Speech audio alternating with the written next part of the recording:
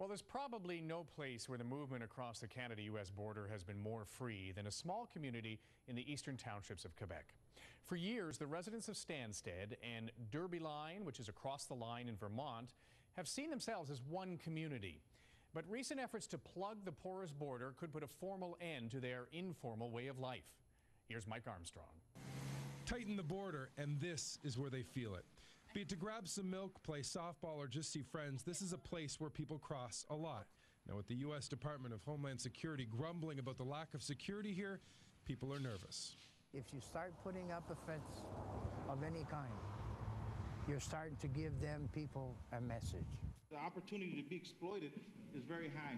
Citizens of the two towns were invited to a meeting last evening. The message: with the war on terror, the U.S. government is less and less comfortable with the situation here. Our responsibility to our citizenry is to provide border protection.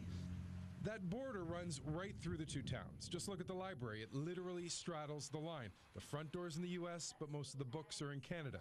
The tape on the ground, that really is the border.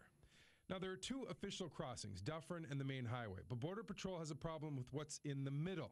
3 streets that run over the border without any agents or customs.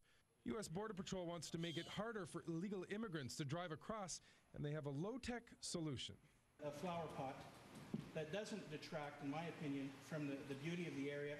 Well, in a place where people have lived together for so long, some aren't too happy with the idea of barriers.